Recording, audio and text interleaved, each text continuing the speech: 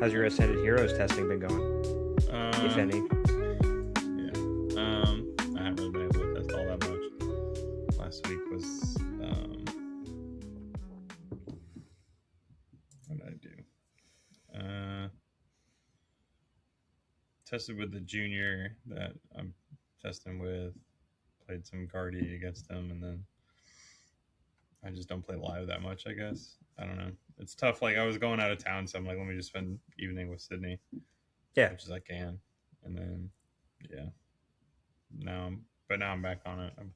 I asked Pram what I should play, and he gave me a Dawn Zard list with Chien Pao to clear the stadium. okay. See a Yeah, stadium now. yeah, yeah. And he runs around the Wellspring Mask with one water on his list, so I'm Oh, trying okay, to I've seen that. Yeah, trying to yeah, be fun yeah. with it. Yeah, yeah, it looked cool. I was like, oh, that's fun. I don't Some know. spicy stuff, you know. So It's just gonna be tough. I've seen a lot of yeah, now it's got a Zoroark. target on its back, so we'll see Well, how. that too, but I've seen a lot of Zoroark on ladder, and its Charizard matchup has gotten better because of Yeah, Zekrom. Um, I Still a think lot of you Absol. if Dragapult you can snipe gets better. stuff early against them, it's not bad. But like then, yeah, if they get to the point where they just got a really nice board set up, it's not a lot you can do.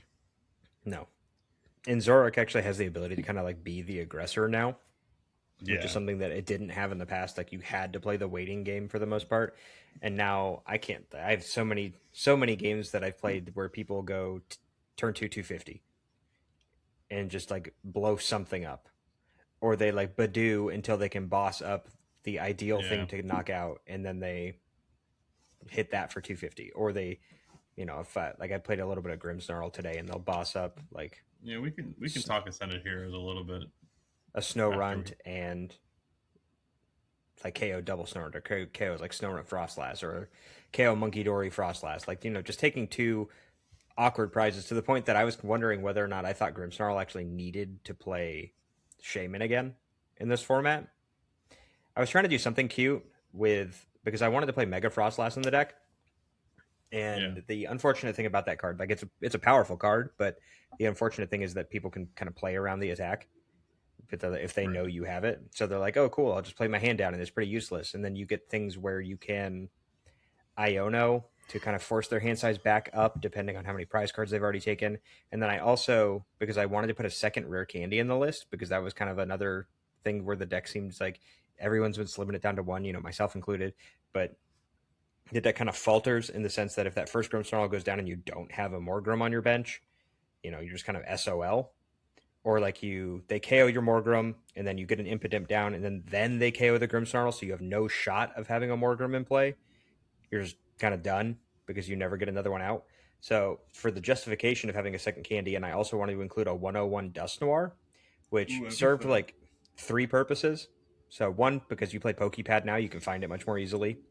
You have the ability with a Dust Noir pop plus Grimmsnarl attack plus Frostlass like pings between coming into your turn, going out of your turn, lets you get up to 330 on Charizard, lets you do assuming that the Dragapult has been pinged when it was a Dracloak, you can get up to 320 because you just do 310 raw. It lets you, like with a Monkey Dory, KO a Bravery Charmed Absol or Kangaskhan potentially, Hmm. and just kind of hitting these breakpoints that you hadn't hit before. But that was like, I played a few games with it, and it's just too clunky to really work. Like you can't reliably get the Duskull set up in a space where it's going to be useful without kind of compromising your bench and not really having it tailored to what you need at the earlier points in the game. It's kind of like something where, oh, if I had a sixth bench slot, this would be really good. But I don't know, it just doesn't really work. The candy's Yeah, been really nice though. Second candy's been really helpful, and a lot of people yeah, just that don't makes seem to sense. be prepared for it in the deck anymore. They're like, "Oh, cool, I got rid of your one Grimmsnarl. Now I'm in the clear." And you go, "Haha, No, look at yeah, that's pretty this." sick. That's how I feel like when I play against like a Poldnor that like runs two candy or something, and Mm-hmm. it's like, oh, you get through the first Polt, and you're like, okay, cool. They all have his three piece down. You're like, I got a turn. I can breathe. And then they have rare candy, knock out whatever's in your active. You're like, well, damn, it feels bad. Yeah, That's what I'm saying. So Candy's a That's what good got me. card. Pretty That's good what got card. me into playing that deck in the Yeah. like Ascended Hero stuff was the fact that Candy makes the explosiveness of it. Like if you don't have it, it's funny though because like back when you first started playing or like the history of like my history in the game with rare candy based decks, every single one of them you just always played four, like no matter what. And Yeah. it helped that when the card first came out, it was like it kind of had a pseudo broken time space slash forest of giant plants effect where you Yeah. could evolve I think things the turn they Breeder came into even play. before that too. Well, no, Breeder couldn't do that. Like that's what made Rare Candy so Uh, crazy. Was like that's on crazy. turn one going first, you could Rare Candy something to evolve it, And you could and that's attack back then, right? Yeah. that's gross, right? Like there were times like Which 2005, amp 2006. knockout, yeah. Well, there's takeout, or if you go back even further than that, like Blastoise EX from Fire Red Leaf Green. So like LBS, if you opened with the right hand, you could Rare Candy Blastoise, Rain Dance a bunch of energies down, and just knock out a basic on turn one with a Blastoise. And it's not something that came up super often, but when it did, your opponent was like, "Are you freaking kidding me, man?" Yeah, right. It's like a hard way to donk, but yeah, when it came up, just like, Yeah, what do I even do, man? I'm gonna get to to play the the point game. where they finally said, "Yeah, this might be a little bit too good." Yeah. Was it like Justify. black and white, Heart Gold Soul Silver when they added it, or black and white? Um, Let me look at the that's a good wording question. from Heart Gold Soul Silver. That's a good question. I'd have to go back and look. Let's see what Bulbapedia has to say about this. Functional errata on rare candy.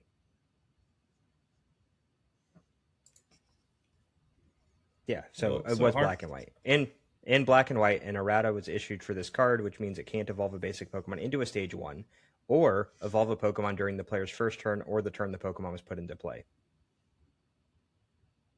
And that's pretty fair. Like, can you Okay. imagine somebody being able to go like So, drop a Charmander, rare candy Charizard right now? oh my gosh, no, yeah, that would suck. Or like, yeah, record, like Rare candy Gardevoir turn Dusknoir one, and then out of just yeah, oh my gosh, I'm not even worried about the Gardevoir. Like the explosive abilities are the ones that I'm like, these things scare me. Whether it's a Grimmsnarl or a mm. Dusknoir or even Rocket's Crobat could potentially be really toxic if you could do something like that. Which is Arboliva. not a sentence like anyone would say. I mean, Arboliva still has Forest of Giant Plants, so like all the grass guys are kind of just in their own Yeah, but you can't category use as it Force of is. Giants plants turn one, so there's that. Oh, sure, sure. But I have But to yeah, imagine if, like, in this hypothetical world, if I can rare candy on turn one, I can yeah, you drop should be able Forest to. of Giant. Right. It's probably So the it's same broken. thing. It's yeah. What was it? The old one. Yeah, Broken Time Space. No, the one that there was like the first time they did the. Yeah, it was Broken Uh, Time. It was Broken Time Space in no, no, Platinum. no, no, no. But like they reprinted it with when Shifty got banned. Oh, Forest of Giant Plants. Oh, okay, that's Yeah, what it yeah. is. And then the newest one is like Forest of Vitality or something like that.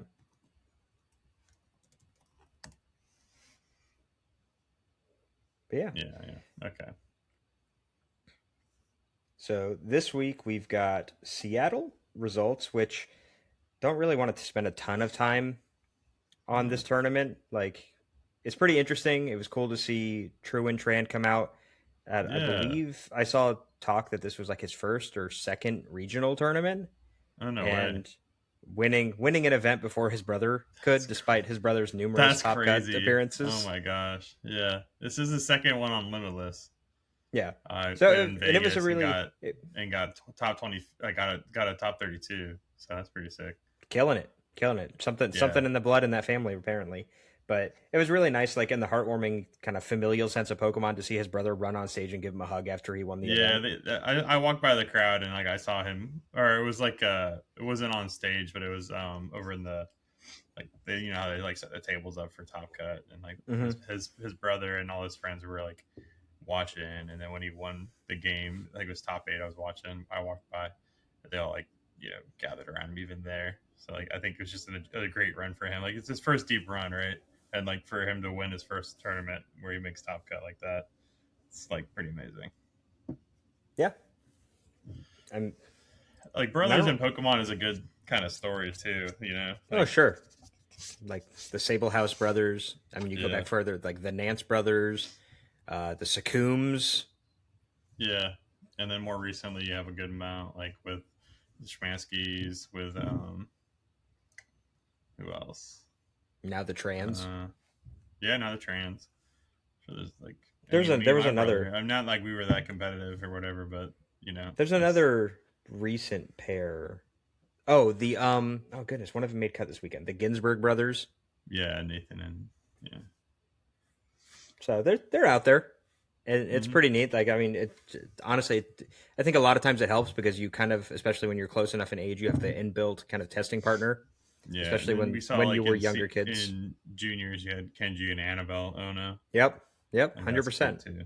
And they have the advantage. Not only do they have testing partners it built in at home, but they also have the benefit of having coaching available now too. Oh yeah, So like nigh unstoppable forces dude, of it's nature. unreal. Yeah, the the pathways that kids have now, like yeah. But For anyways, let's get recording. Let's get going. I thought we already were. You hit record. I even noticed. I hit That's record funny. 15 minutes ago, man. Yeah. So this is. I forget you slide it in like that. Like just forget about it. Like just click it. We're I on mean, I candid figured like camera. at some point I'll It's chop fun it though. off at the beginning. That's why Nah, I it's just good. figure It's I good. normally find a spot where we're talking where I'm like, this is a good place to start the show, and just kind of green light it from there. But yeah, Sure. so we had like brief Seattle talk there, top 12 cut, good like mix of decks, honestly. Like notably, no Yeah. Zoroark made cut, but Mm-hmm. Charizard making its reemergence with the rise of Absol and the kind of diminishment of Dragapult, and Yep. ends up taking the event down. So it's interesting. When It's you kind say of like the same, diminishment, Dragon Ball was still the most played deck going into this tournament. But but its number was way like it was okay, the most played deck, but the number was down. You yeah. know, So most played like deck, if but it was not successful. Like it was just not. well, there's that too. But if you go back to like EUIC or even earlier events in this format, Dragapult was at 16 to 18%. So here, even though it is the most played deck, sitting at almost 14%, that's still a decent drop off. I mean, obviously, and that dilutes down into other archetypes that kind of rise up, like Absol being an almost 8% deck now compared to earlier in the format where it was like 2%.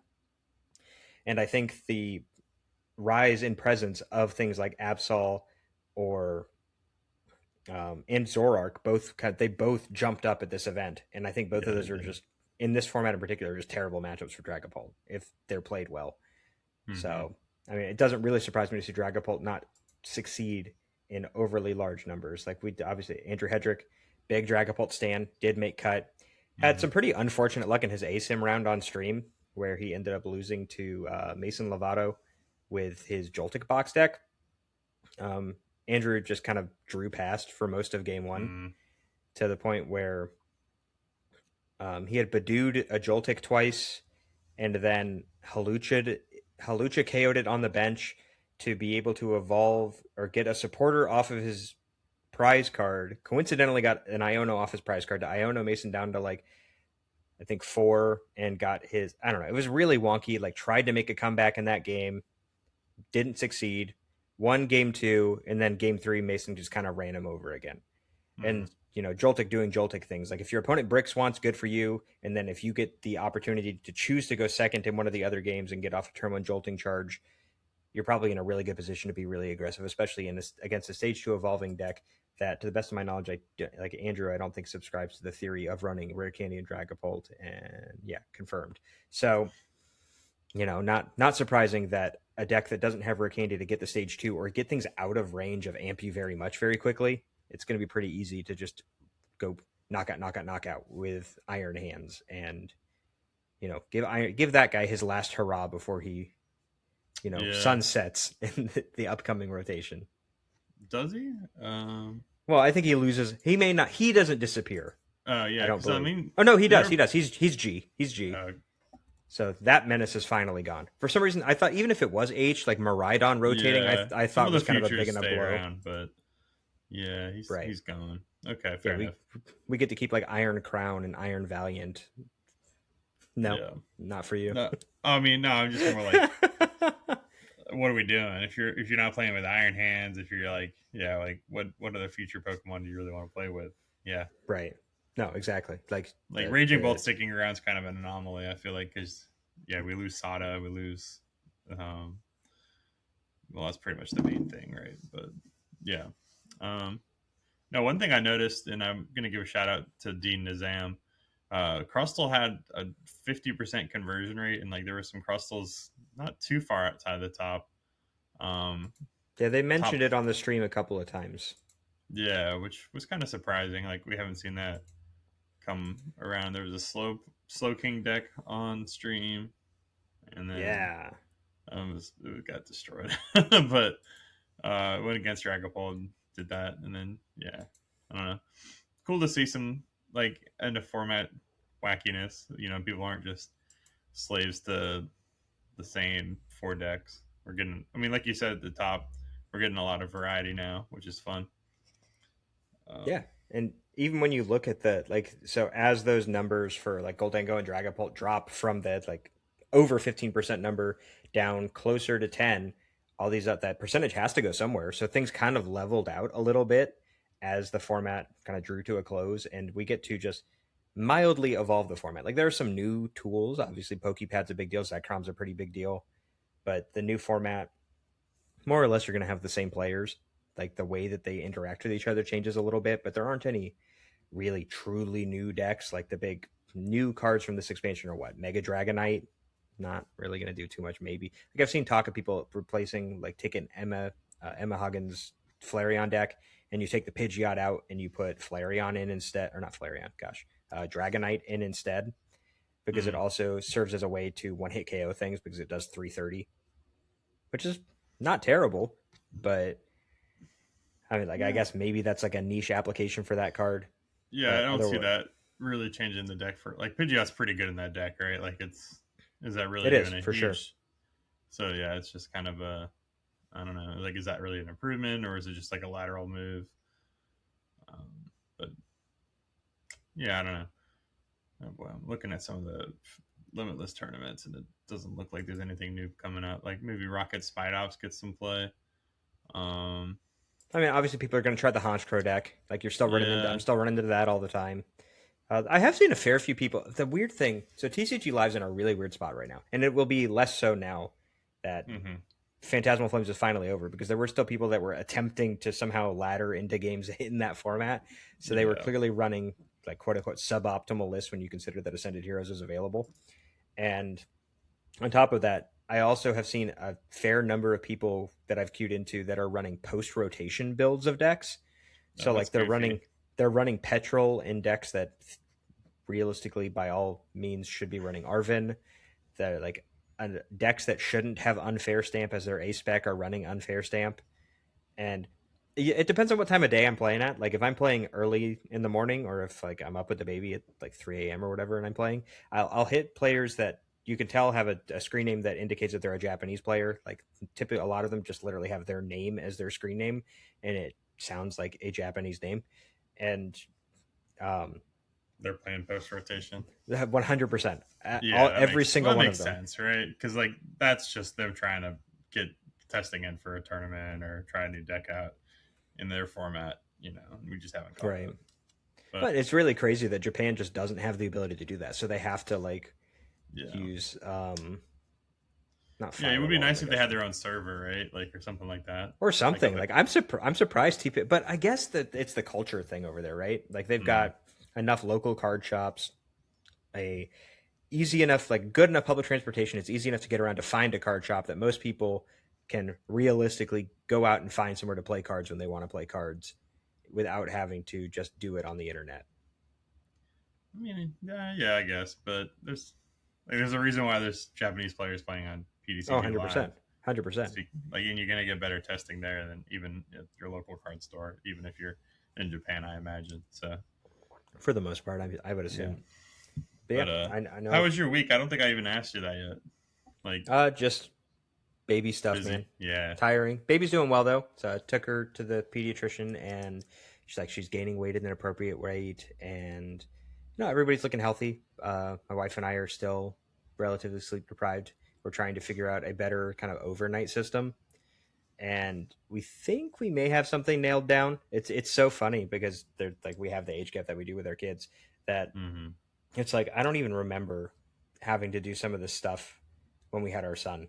And I'm like, were we really like were we this bad off like sleep wise when he was born, Right. or is this a new thing? Like, are these new age kids just built different, and this is what's happening, or like were we just as bad off then, and we just don't remember because we're like the trauma's blocked out? Yeah, yeah, yeah. Humans have an amazing capacity to just forget trauma and move on. Like for sure. It's so funny to call like you raising your child and having No, to be I know. awake at like odd hours and whatnot trauma, but You don't frame it that way, but it is no, traumatic no, in its own way. Like it is not an optimal state to be in existence. Like no one wants to be no, up at 3 in the morning and take care of a child, but like child needs you. You know, right, it's not able to take care of itself. So it's not. right. Yeah, it's just part of being that age and you know living. But that's. But other I than mean, that, like that's yeah. she's been great though. Like she's getting to a point Nice. where she is like every day kind of more aware of what's going on around her,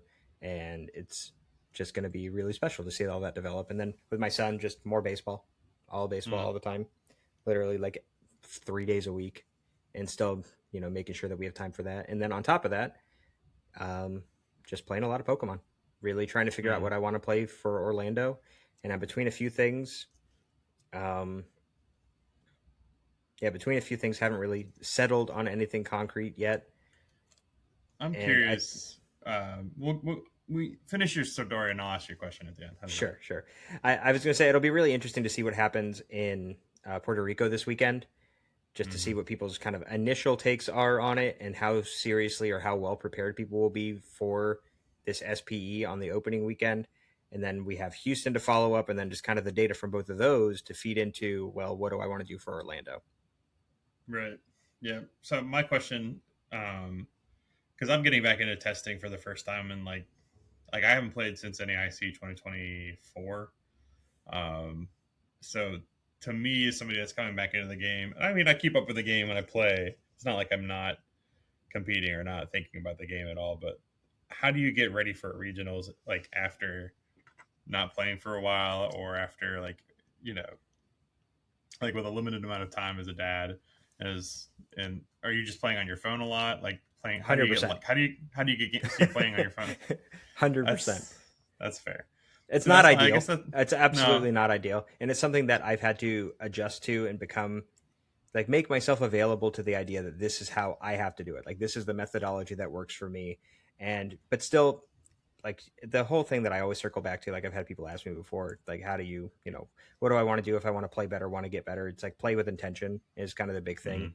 Mm, Make sure that you think through. You're not just blindly playing on autopilot just to play games. You're doing something and you're making a decision intentionally to see, hey, this is my expected outcome. It's kind of like the whole scientific research process.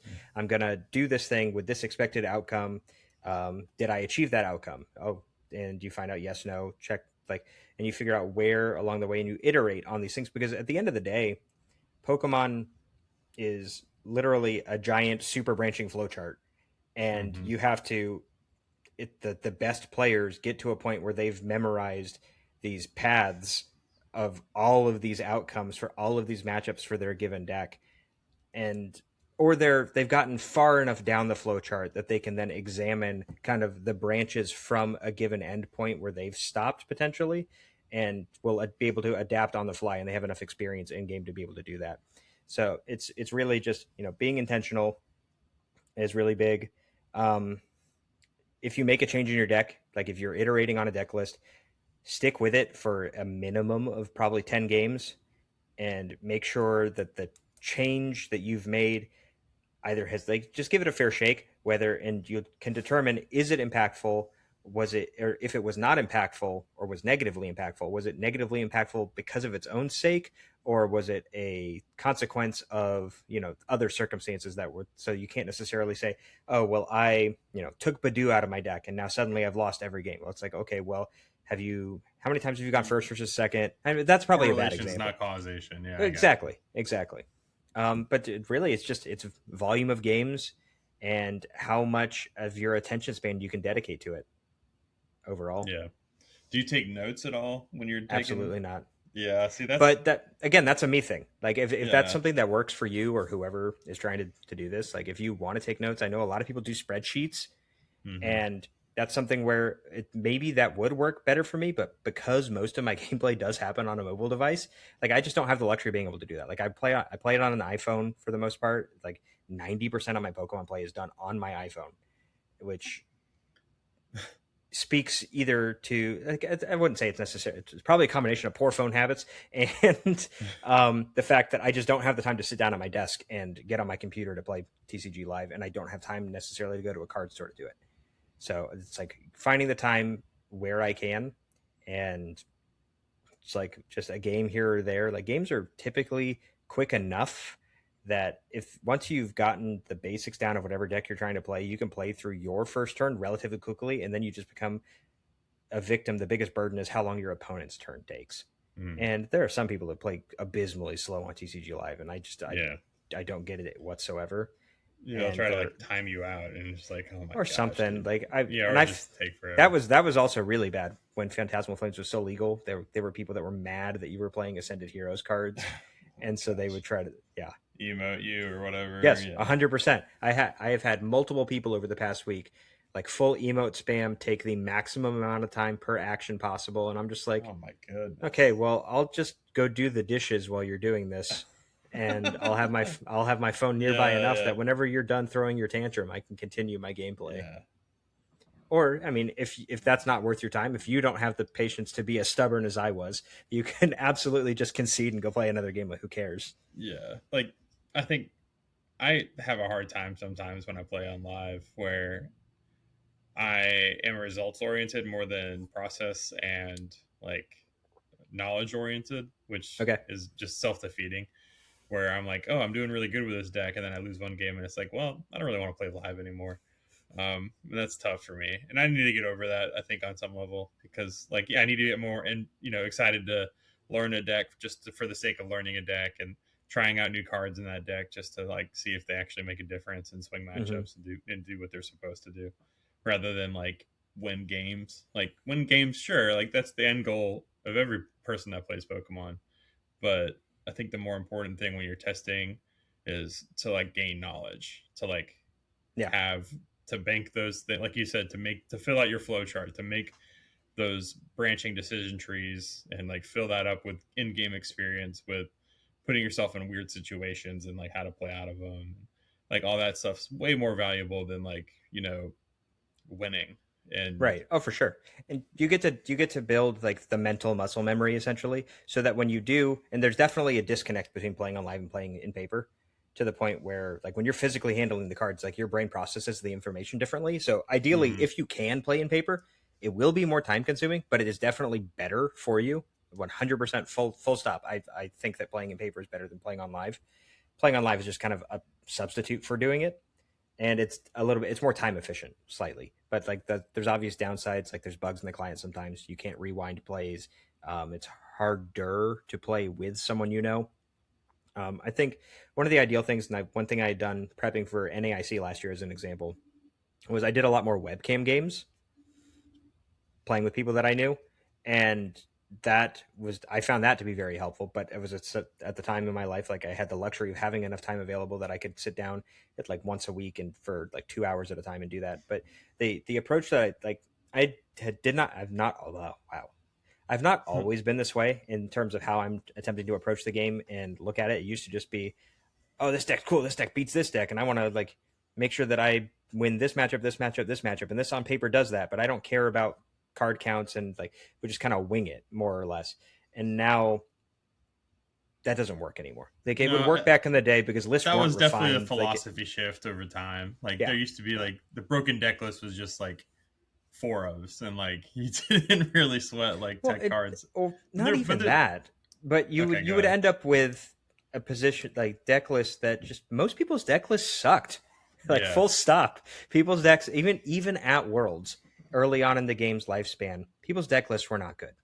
Hmm. And that was because people didn't necessarily know how to build a good deck in those formats. And that's why when you look at these retro formats, people have iterated on and improved upon these deck lists to the point where those formats don't even look the same anymore. There's tech card inclusions and people responding to those tech card inclusions and how that kind of Hmm. has elevated and evolved those formats over time. And now all of that, like that crucible of evolution of a format, happens in real time while a format is still legal and standard. And that's because we have way more major events. There's online events that happen, and TCG Live is a thing to where people can see, oh, this thing exists now. Let me, include this in my deck and do XYZ instead. And just like brute force, like monkeys, like infinite monkeys, and with typewriters will like Exactly. write a masterwork. You get enough players playing different decks, and one of them does really well with a specific type. Obviously, like some players have better deck builders. Like Tord's gonna cook a deck better than anybody else, pretty much. But and like Henry Chow is gonna master a Guardian list. But like you can really just kind of hit on something and have some success, and it kind of spreads like wildfire. If you're, I mean, it doesn't take long. All the lists are pretty much public, so that's different than when we started. Because Yep. like a good list was like highly guarded, and only share it. Like if you shared a list, like if you played a deck, like if you borrowed, if a friend gave you his list, and he said you can't share this with anybody, and you shared it, like you're dead to that group. Like Yeah, friendship that over. was it was over. Yeah, yeah, for sure. It Or was a you had cardinal sin. essentially like the beginnings of MetaFi, where if somebody would post on Yeah, PokeGym that they had a deck list, and you had people that would PayPal you the $20 or whatever for you to DM them the deck list. No guide whatsoever, literally just a list of 60 yeah, cards. it's But it crazy. happened, and there were people that won tournaments from that. Sure. I mean, there's some validity. Like, I mean, snake oil salesman. There's not all of them are good deck lists, but there's definitely like top players that were able to innovate. Like I think about Ross Cawthon and all that. Like kind of some of the earlier innovators. But Mm. we're getting kind of sidetracked. I think a little bit talking about random stuff. I just wanted to talk real quick while we're talking about what happened. I was in Seattle judging, and I did judge juniors TCG for the first time. I've never done that before. Okay. I was a floor judge with a good team. We had like a lot of judges that I've known really well. I think we looked around and like Michael Pramalt was our AHJ, Bo Young, no, Bo. Wow, uh, that's really embarrassing. Uh, yeah, Bo Young. I'm like, dude, I know her last name. This is gonna bother me if I don't get it right. I think it's Yum. Sorry, I'm gonna have to like I find it don't and know who just. you're talking about, I so know I you cannot don't help because you. nobody knows any of the judges. my, Yeah, Bo my Young. bad. No, no, no, no. She's worth shouting out. Like she was my head judge for this event. She's a rock star. Um, well, I'm not going to share everything because I don't know. I haven't got a permission to share everything. But like, she's had a rough week going into this Okay. weekend, and like for her to pull through and like perform really, really well as a judge was like amazing to watch. And to be part of that team where you have like some really good AHJs and then all the floor judges, like a lot of those judges had been AHJs and even leads or like head judges, um, to work with all of them. Like it was a crazy tournament. Like I had been told, like going into that weekend, I was like asking people like, "What's juniors like? Is what should I know going into Mhm. it?" And I got some good advice. Like some people told me, "Oh, you need to get down on their level to deliver your penalties because if you're standing over them and like kind of talking down, they kind of just get quiet and don't really like respond or like process what you're saying to them. They're just kind of like wide eyed and like about to cry. Um, so you have to kind of get down on their level and kind of talk a little bit slower and you know more their speed and help them understand what you're saying and make sure they're understand what you're saying, not use like leading questions or questions that end in yes or no. It's like you need to ask open-ended questions and to make sure that they understand, like have them repeat it back, all that kind of stuff. And it just takes more time to do judge calls, which is fine normally, but like the problem with juniors is it's how masters will most of the time fix stuff on their own. Like if somebody makes a mistake in a game, and most of the time, like if I forget to attach, like we saw it on the stream. Like I was watching the Seattle stream, we saw it on the stream where one of the players forgot to attach an energy to Golden Go before announcing his attack, and I think he was playing against Liam. Liam just allowed him to take it back and attach the energy. He Did it again later and got a double price card penalty, but that was because he looked at his price cards. But Wait, yeah, twice? I totally twice in missed one it. Twice game. in this one game, not even the same set, No, literally it the was same game game. one. He ended up Oh my winning the set, gosh. which was crazy, but Holy cow. it was Golden Go versus Zoroark, so Yeah, he yeah. kind of had that edge where Liam just didn't draw well, and Golden Go just runs you over. But yeah, his game one, he did it twice, but the first time Liam let it take it back, and there wasn't a penalty. And a lot of times, like masters know the rules well enough to be able to fix it, or have been just kind of, I don't know, a lot of time. And I'm not saying that you should do this as a player. Like if you are not sure, and even if you are sure, it's good to just get a judge involved a lot of the times, because it provides a level of accountability and consistency for everybody throughout the tournament. Like if you're fixing stuff on your own, I know what happens. I'm not like oblivious to that fact, but you're kind of impacting your own tournament run by doing. I don't know. I mean, I'm curious. Do you feel like if you made a misplay, or if your opponent makes a misplay against you and asks, "Can I take that back?" Do you get the judge involved ever, or do you just let him take it back most of the time? Like, what's your No, I stance? feel like every time that I've ever had that type of interaction happen, whether I've performed the misplay or my opponent, it's always been something that we kind of decide without. I mean, it depends on how severe it is, I guess. Yeah, But if it's a simple, I don't know, like, oh, I didn't mean to, bench that. Can I pick it back up? And it's like somebody, like the opponent could full right, yes or no, yeah, and whoever, if you mistakenly bench something and you didn't intend to, like you think about it for a second, you didn't intend to, and your opponent doesn't let you take it back, like you're going to be like sour grapes about it, but it is what it is. You just move on. Something more like the whole, like an example from Worlds, I guess, was I had a game I was playing against Grant Shen, and he used coin bonus for the bench Goldango and drew two cards. hmm. And I noticed, and I said, "Hey, did you just draw two cards from that?" And he, like, I was actually going to call a judge about it because it is like Yeah. that You drew is an extra a card rather basically. egregious play error. But he immediately was just like, "Okay, cool, I'll scoop." Like we were at a point, we were at a point in the game where Yeah, yeah, if like he wasn't able to do something like that turn, I was going to win on the next turn. But just like you said, a lot of players will self police to the effect that they would rather not have the judge involved because a lot of right, people do it. They just don't want something, they don't want the record. But in case they do make another mistake later in the tournament, they don't want to have like an escalation of penalties that can negatively impact them throughout their tournament run. right. Is really what it boils down to, is my assumption. So that's masters. So Sure. juniors is the opposite of that, where Okay. anytime a Literally, mistake you get happens, called for a anytime judge a on mistake, everything. I get called for everything. Like Okay. literally, like I had just the craziest, like the most nothing burgers, and then you get the like so you go over to the table and you're not expecting much, and then you just get like I put out 7 prize cards, and it's like, Okay. okay, weird, but we can fix that. And then Look, there's other times where it's just like, the game state's so broken that neither one of us can play, and now it's a double game loss. And it's like, okay, wait, that's that happens like yeah, that happened. frequently? It happens a lot, or frequently. Like I Wow. gave out my first double game loss, I think, in a game 3 scenario. So I had to, like, round 1, both players lost round 1.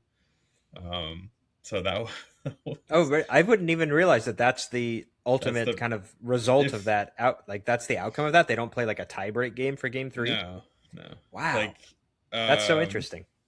if it was akin to, like, I think that somebody played a unfair stamp Okay, when they didn't take a when no knockout or knockout was something like taken. that. Yeah, or something akin to that. Like, I don't know, like played an unfair stamp with Badu, like had been done in Chipalon, something along that line. I forget. It was, I could look back at my notes, but it's not really that relevant. But just that happened, and then it was just, it sucks. Like, kids that age just take it personally, Yeah. and don't know how to take stuff in stride. Well, no, I mean Is you figured like brain development Yeah, and whatnot. Like yeah, yeah, I was a, I was terrible when I was that age playing Pokemon.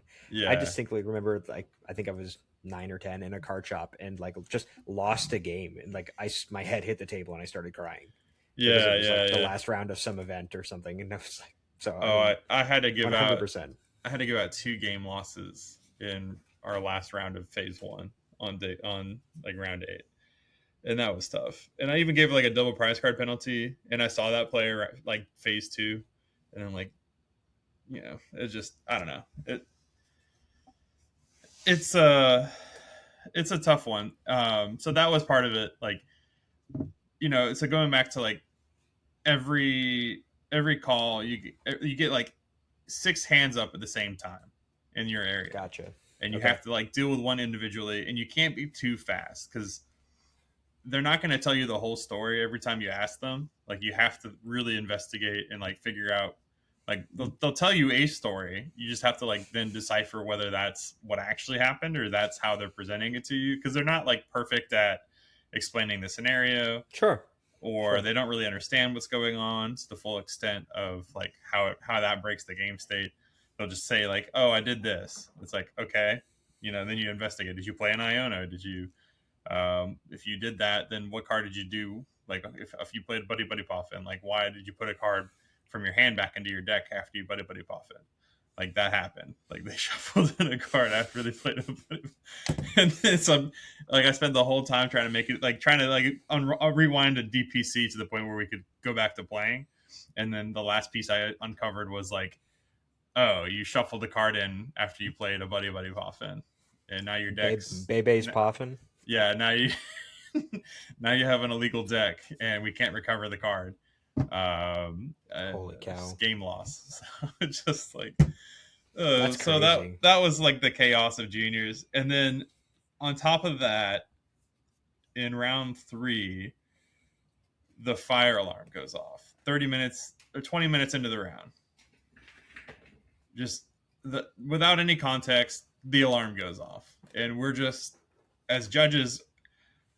I don't know what's going on. Right. We're just so but the kids are so well trained, shout outs to the American public school system. They scoop up their games and start walking towards like they start moving towards the exit. Like Wow. they're gonna get out of there. And so somebody comes over the loudspeakers and says, this is not an emergency scenario. Please do not evacuate. We are investigating what's happening. Um, what happened, I don't know. Like I never got clarity as to what actually happened. My guess would be it was a false alarm, like Sure. either something, like a sensor went off or somebody pulled the fire alarm. Who knows? But it was a false alarm, thankfully. But just the chaos of that moment, dude. I can't like it was right before lunch break. And so I was like, I wasn't fully tired yet. Like I was tired, but I was like more like looking forward to lunch, kind of tired. Yeah. Um, and I just remember like I just kept repeating like, "Hey, like everybody, please remain calm. We'll give you as much information as we can when we know what's going on." They're gonna, and I think I said like they're gonna make an announcement over the loudspeaker because I knew like at least I knew that would happen, that somebody would come onto the loudspeaker and say what was going on. If we needed to evacuate, we would find out relatively quickly. So Sure. that did happen relatively quickly within like a minute or two. And then after that, it was just like, okay, now, like, so we gathered together as a group really quick because it went on for 10 minutes. Like, the alarm stayed on for 10 minutes. Holy cow. And, some players were still trying to play and we're asking, do we keep playing? Or, like, and we didn't have any guidance for them. Like, we don't have a plan in place. Like, truthfully, that's definitely something we're going to have to visit as judges to, like, have a better idea of what to do in that kind of a scenario because we didn't really have anything in place. And so after talking about it, we're like, all right, everybody just pause your match, and if you scoop, just stay at your table. We're gonna wait for this to go over, and once the alarms go off, we'll resume play. Okay. And so we stopped everything, paused what we could. The players that had scooped their matches, um, we told to reset up, and they got a 10-minute time extension Oh wow. added to their. So they had to like replay their game, but we didn't penalize them for scooping because it's an emergency scenario. Like we're not gonna penalize you for valuing your Right. life. And the other chaotic part was like the parents, and I don't blame a parent at all for like if it's an emergency scenario, we're getting my kid, we're getting out of there. Like Yeah. if the building's on fire, like you know, f Pokemon, like we're gonna we're gonna go evacuate this building, and we'll buy you a new deck. Like it'll be okay. Right. Yeah. so Yeah. but the parents they rushed into their kids, and so now that all the parents are in the play area, and the parents are asking me like what's going on and wanting answers, and so that was challenging to say the least. And so we ended up, at the end of the day, like we added 10 more minutes to the tournament, but everything as much as it could, went smoothly from there. Uh, I will say after lunch, there were so many kids that needed to use the bathroom. Like almost all my calls for the first like 20 minutes were just like, I need to use the bathroom. I need to use the bathroom. Like, so that was something new to me. Um, and it's the same as Masters, where if you have to go, you have to go. So we'll pause the match for you, Yep. which is little known fact. If you have to use the bathroom so bad, and the pairings just went up or something like that, just go to your table first, and then once the round starts, you can call a judge over to pause your match.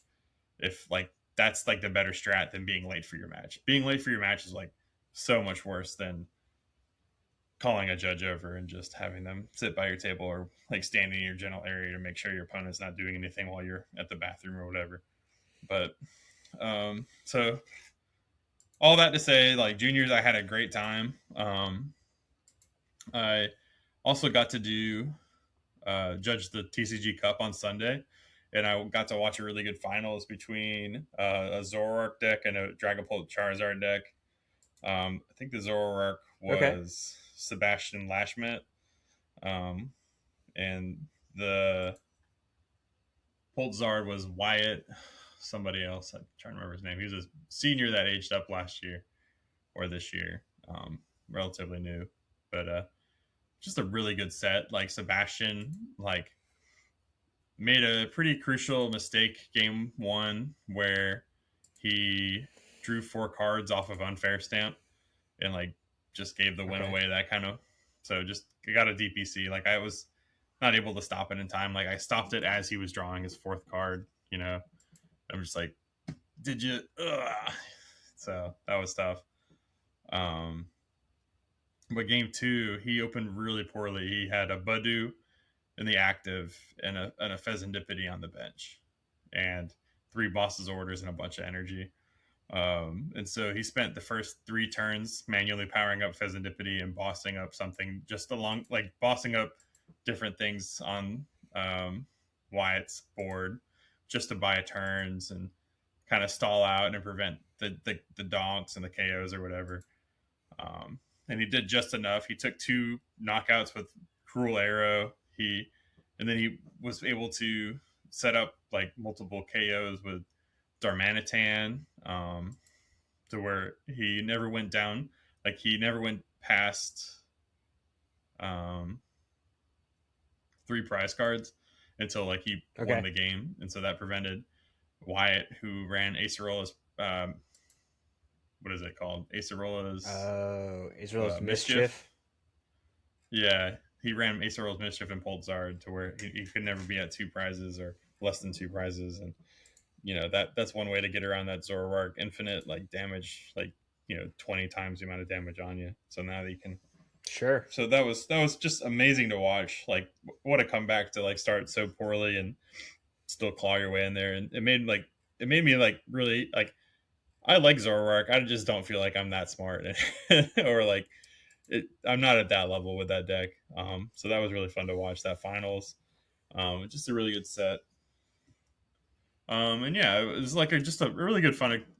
Like Seattle's a cool city. I hadn't been there in a long time, and the weather was relatively nice. It was like 50s and somewhat sunny, which was Okay. uncommon for Seattle this time of year. Um, Sure. but yeah, it was really nice just to walk around and walked around like Pike's Market a good bit. And we went to like a Korean barbecue one night with some friends from Richmond. They flew out there with me, and then we went to like a really nice bar slash arcade where they had like a really nice selection of pinball machines. And one of the guys I went with that night, locally he owns a card shop slash arcade in Richmond called Dawnstar.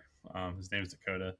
Really nice guy. So he was telling me all about like the lore of all the arcade machines and all the backstory, and then like would show me the games he's really like excited to see there and stuff like that. So that was kind of cool to have, for sure. Just a Is really he good going to get one of experience. the Is he going to get one of those fancy Pokemon pinball machines that they're He coming out is. with? He is. He said he's going to get that the Stern Pokemon pinball machine. So I'm very excited. Like I'm not good at pinball. I'm actually terrible, but I will just like delight in watching somebody that's talented play that. Like watching pinball is mesmerizing when somebody good is playing. So very cool. Just a great weekend, and I'm looking forward. I'll be in Houston in a couple weeks, and then yeah, Orlando with you. But yeah, just I, I'm glad I got to do juniors, and I would do it again. I wouldn't want to do it for every tournament. It really it's taxing. Like it physically is taxing. Like more than Yeah. Masters. Masters is kind of slow in comparison. Like you get maybe one or two judge calls most rounds, um, and they're a little more complex. Like at least most of the times, like if somebody feels like they need to call over a judge in Masters, it's gotten to a point where it's pretty bad, and so you're doing a little bit more like fixing scenarios somewhat. Like, but seniors gets messy too. I'm not, or juniors gets messy too, and I guess they all get messy. But they're all without, they're all great. They're all with their own challenges. And juniors was a lot of fun, and I would definitely want to contribute where I can, and that'd be part of it too. Awesome. Well, sounds like you had a great time. I think the other big thing from last week was obviously Pokemon Day. But before we get into that news, we do have a Blaine's quiz show this week to see if John can create a point gap between he and I. And so obviously we took last week off of Blaine's quiz show because I had not taken the time to prepare it. But for those of us that, oh, where are we at? There we go. Those of us potentially, if you're listening, that have not tuned into Blaine's quiz show before, John and I take turns asking each other a series of three multiple choice questions. Each correct answer will award the answerer with 1 point. One hint is available to John this week that he can utilize on any of the three questions. However, if he is able to answer all three correctly without utilizing that hint, he will earn himself an additional bonus point. And as I said just a minute ago, we are currently tied up at 17 points apiece. And so we will see if John can pull ahead in the category of special Pokemon. And Okay. so it's a pretty vague topic, but I think you'll see what I mean once we get into the questions. Okay. And so, first question here, just what are the odds of catching a shiny Pokemon in a modern, aka 3D, mainline Pokemon video game? And your choices are 1 in 8,192, 1 in 4,096, 1 in 2,048, or 1 in 1,024. Oh man, I don't do much shiny hunting. I know it's like super popular. Like they've done side events or yeah, like competitions at um, I think at Worlds and NAIC where they do shiny hunting competitively. Um, but I couldn't tell you, man. I don't play enough. I'm gonna use my 50. Like I'll use a hint here if you feel like I'll just go ahead and rip that out. Okay. The answer to this question has a 9 in it. No.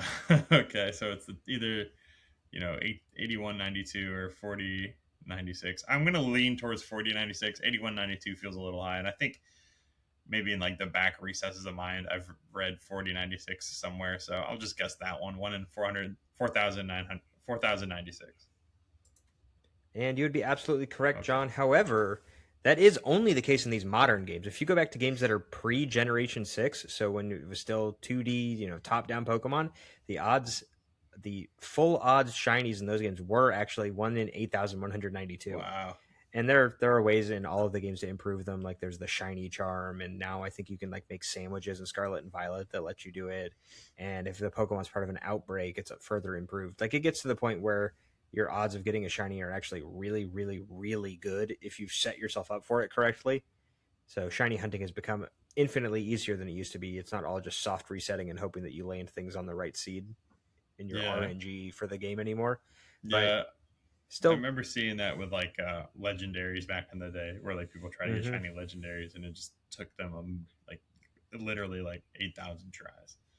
well, I'm it's like, either that wow, or like there was a thing with, oh my goodness, which one was it? It was either Black and White or Diamond Pearl, to where you could like set your DS clock to be at a certain time, and there was a website okay, that could tell you that you wanted to be at like this date, this time, this minute, and then this many seconds in is when you hit start on the game. And that will like guarantee that the Pokemon is shiny, that and it has this nature, and these are the IVs that it has. wow, And there were like essentially legal ways of getting like perfect shiny legendary Pokemon. that's insane. But How do you? I don't. I guess you just like reverse engineer it. Yeah, more or less. It had to be just be like data mining and just Yeah, figuring it there's no out. way that like you just do that by brute force or trial Oh, and of error. course not. Of course not. Yeah. But yeah, so 1 point for you so far. So you're currently up 18 to 17. Next question: which special Pokemon mechanic has had the highest number of cards in the Pokemon TCG? And your choices are Crystal Pokemon, Shining Pokemon, Pokemon Star, or Radiant Pokemon. Now, shining Pokemon, you're not talking about baby shinies and all that kind of stuff like the No, I'm talking about um Pokemon whose name are with Shining shining. insert Pokemon. Yes. Okay, okay. So I'm unfortunately the only one that I'm really somewhat familiar with is Radiant Pokemon. Um, I know of Shining Pokemon and Pokemon Star. I don't know much at all about Crystal Pokemon, but I don't remember a lot of Crystal Pokemon. I know like Crystal Charizard, like that was a huge one. Like Crystal Lugia, and then, but I felt like that was just like one set. So I'm gonna like rule that one out mentally. Pokemon Star was around for a minute. I don't think Shining was super big either. Like I'm trying to think like as WotC mechanic as well. Maybe a little bit after WotC, but like I don't think there was a huge amount of Shining. I think it's either Pokemon Star or Radiant Pokemon. I'm leaning towards Pokemon Star because I think that crossed more than one set, and Radiant was literally maybe two sets, like Darkness Ablaze. Uh, there was a decent amount of Radiant Pokemon, but there was probably I think more Pokemon Star. Like I remember there just being a lot of them over the course of like when I got like right before I got into it with like before I got into it like in Black Bolt, like when Heart Gold Soul Silver, like the early rotation. Like I got in right after that early rotation, but before that rotation, there was a lot of Pokemon Star in play, and I'm thinking that was the probably the most out of all of these. So I'm gonna lock in Pokemon Star. Okay, See if I'm Pokemon right. Star is your selection, and you are correct. I was really Wow, hoping let's that the go. Shining one would trip you up because they while that was initially a Wizards mechanic, they did bring it back Okay. when TPCI had it. Like there was the Shining Lugia that got played with Malamar, Okay. and Yeah. some Yeah. of Yeah. Yeah. and there, Vaguely. Okay. The but they also Shining. had the like all of the Shining. mythical Pokemon like Genesect, Celebi, Jirachi, like all Yeah. of them have Shining Pokemon now. And like I was hoping that that would trip you up enough that maybe it would suck you in it. Yeah, the crystal Pokemon, like you identified correctly, really small subset, like existed for two sets at the during the e-reader era. Mm-hmm. And then Pokemon started like I knew there were a lot of them until I went back to make this question. I didn't realize just how many there were Yeah. Yeah. It because spanned a it long was time. like almost the entire initial EX era. Well, starting with I think Team Rocket Returns was the first set that had them, Yeah. and Jolteon Star, Mew there were Star. two or three of them in every single set from that to Mm-hmm. the end of the EX block, And now they're unobtainium. Now they're like insanely expensive. Like all of these basically. are obvious, except for Radiant. But yeah. Yeah. So 2 for 2 so far, All up right. two All right. points on the day. And last question, aside from Charizard, because he gets included in everything, Sure. which Pokemon has had the most special printings? And by special, we're including the four categories from the last question. So Shining, Crystal, Star, and Radiant. Your choices are Steelix, Celebi, Lugia, or Kabutops. Oh man. I mean, so just looking back at the last one. So you repeat the question again. Just like what's considered special again. So if we go back and we'll just look at the last one. So you have Crystal, Shining, Pokemon Star, and Radiant Pokemon. So So all of these Pokemon have been included in at least one yeah, of these yeah, yeah. subcategories, but which of these four has been included in the most? I don't think there's a Radiant Kabutops. Um, There might be a shining one. I don't. There's a crystal one, I think, and Celebi. There's a radiant Celebi. There might be a Celebi star. I don't know if there's there might be a shining Celebi. I don't know if there's a crystal shell Celebi, but I think Lugia has had. I don't know if they had a Lugia star. Oh man, Lugia is like what my gut is, but like also I feel like you're evil enough to where like I see a little smirk in your eye. You're evil enough to where it's like Kabutops or like Steelix or something, man. Oh man, I wish I had my hint for this one. This is tough. And Steelix did it. I mean, it had a lot. I know there was like dark and lights, or like oh my gosh, this is just agonizing. Um, I'm gonna lock in Celebi. I want to say Lugia, but I don't know if that's the right answer. Maybe I'm just faking myself out. But yeah, we'll just do Celebi. I think they've had a lot of printings for Celebi and a lot of special ones at that. So we'll just do Celebi. Okay, well, you talked a lot around a lot of the Pokemon on this Yeah. list, mostly the Celebi and the Lugia, which would have been the hint for what it's worth. It would have gotten you down to those two.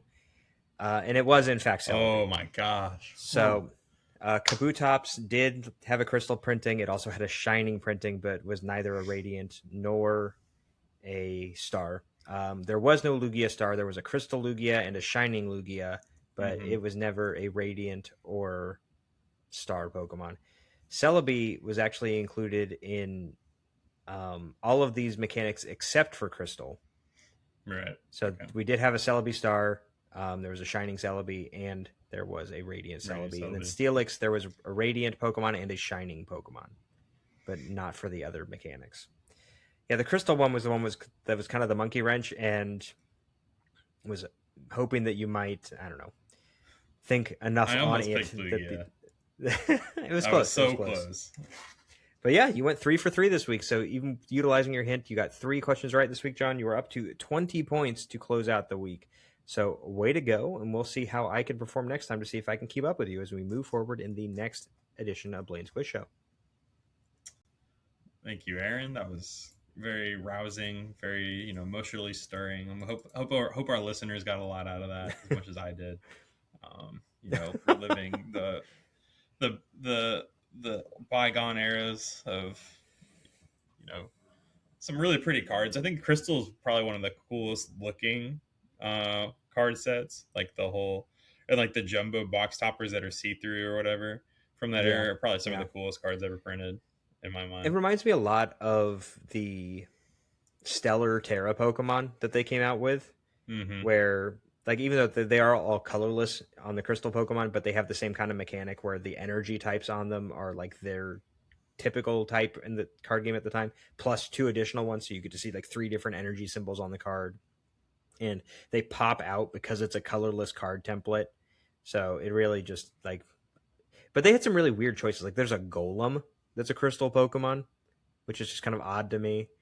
But then Yeah. you did like you had, of course, you had Charizard, and then you had like Lugia, Ho-Oh. Oh goodness, what was it? A Crobat had one, but I think Crobat deserves one. Crobat's pretty cool. The Golem was the one that Yeah. stood out to me as like, why is this here? Was it just like Golem was a Johto like add-on, right? Like correct, like No, similar to Golem's from Crobat. Gen. Oh, Golem is Gen from One. Gen 1. Yeah, Brock had a Geodude. Yeah, Geodude, Graveler, so Golem was already in. Okay, Yeah, I guess I shows what I you know. just never. You That's didn't funny. pull out your link cable on the playground, No, John. yeah, I didn't really explore that evolution line all the way. I guess. That's fair. No, I really love. I mean, Pokemon loves to repeat a gimmick, but I love some of them a lot more than I love the other ones. Like, I don't love the For gold sure. cards, like we talked about that. But yeah, like the crystal ones, like the cool like Terra. I like the look of the full art Terras a lot. Like, Sure. a lot of those look good. Like full art. If I do like the gold Charizard Terra, like that looks genuinely pretty good. The one that's not like that one that still has color and stuff. I Yeah. have one of those, and then yeah, just the like a lot of the Terra artwork is really nice. Like all the stuff from Prismatic Evolutions, obviously, there's a reason why people love it so much, and it's so sought after. But even like the lower, like the Terrapagos from that set, and like just the regular EVs and stuff. Like they still look really good. So I don't know. Absolutely. Pokemon makes some cool stuff, man. And They sure speaking do. of, And yeah, yeah, there you go. we had Transition. announcements of some cool stuff Pokemon making and some not so cool stuff. Like Cafe Remix still exists for some reason. Yeah. So like with the Pokemon Presents, they opened up with a lot of the mobile game stuff as they usually do. Pokemon Sleep Sleep. still exists. They're Yeah. adding Mew to it. They put Red Masters. in. Mm. They added a bunch of guys to Pokemon Unite. Yeah, you were excited about Um, that. well, I But you didn't no, get I the was not. MOBA. Yeah, I you didn't did get not. the I did the not get my freaking auto chess, man. yeah. That grinds my gears. I don't care about the new Pokemon. I wanted auto chess or auto Mm-hmm. battle or whatever you want to call it. It's not here, and that's very disappointing. There's another Go Tour Pokemon TCG Pocket set, but that like they had already announced. But this was the Yeah. first new thing. This was actually kind of neat.